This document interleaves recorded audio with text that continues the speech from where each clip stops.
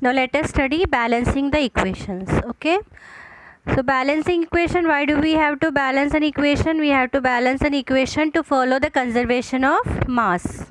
Okay. Now to follow the conservation of mass means we have to show that total mass of the product is always equal to total mass of the reactants. For that we have to balance equation. So first method I am going to show you, which is the method that should be used always, that is trial and error method. Now when you do by this method, be careful, you use pencil earlier till you get the perfect answer. You use pencil so that you don't have to cut your answers with pen. That's why you use a pencil. So let us start. For example, N2 plus H2 gives NH3. The very first step in balancing equation is to make a box around each reactant and product. Why we are doing this? So that we should not put the number inside the box or in between the elements. Okay. Now count the number of atoms both sides. There are two atoms here, N and H. So this side how many N are there? 2. Okay, how many N are there? 2. And here 1 N.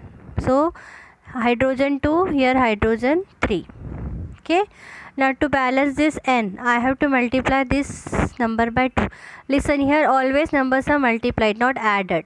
And when it is multiplied in front of, or when it is put in front of a compound, that number is for both the elements present in the compound. So let me change the color. So I'll put 2 here. Okay. Now again if I count, and what is N here? 2N, here 2N. Okay, this is balanced. Next hydrogen, here 2 hydrogen, but here it is 2 3s are 6 hydrogen. So we have to balance this side by 3. We have multiplied by 3. So when I count again, 2 nitrogen, 3 6 hydrogen, 6 hydrogen. So this is a balanced equation. Okay, let's take another example. H2 plus Cl2 gives HCl. Okay, the very first step, to make a box around each. Let me change the color. Now count, there are 2 elements here, hydrogen and chlorine. Here 2 hydrogen, here 1 hydrogen, here 2 chlorine, here 1 chlorine. So first I'll balance hydrogen. So I'll multiply here by 1, no need of multiplying. Here I'll multiply by 2. So I put here 2. Now after putting 2, it becomes 2 hydrogen this side, and here also 2 hydrogen, 2 chlorine here and 2 chlorine here. So the equation gets balanced. This is a balanced equation. Let's go for another equation. Al2 SO4 thrice plus NaCl gives AlCl3 plus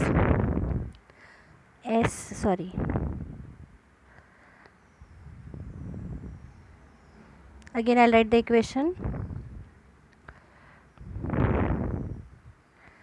Al2SO4 thrice plus KCl, I have taken another one, gives K2SO4 plus AlCl3.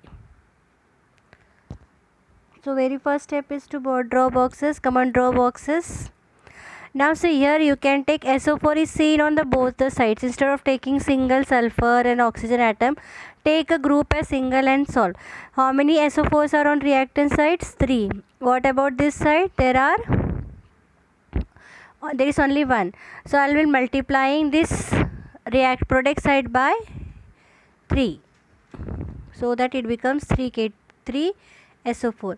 Now if I count K is 1 this side, reactant side, but it is 6 on the product side, so I have to multiply this by 6. Now when I go for chlorine, okay, what about chlorine? It is 6 on reactant side, but it is only 3 on the product side, so I have to multiply by 2.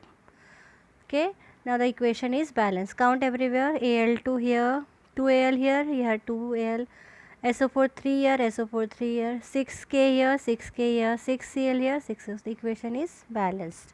I had given worksheets which you have already done. Some of you have, I don't know, copied or what, but you have done. Almost everyone has done. Okay, this is trial and error method. Okay, next method I'll teach you in next class.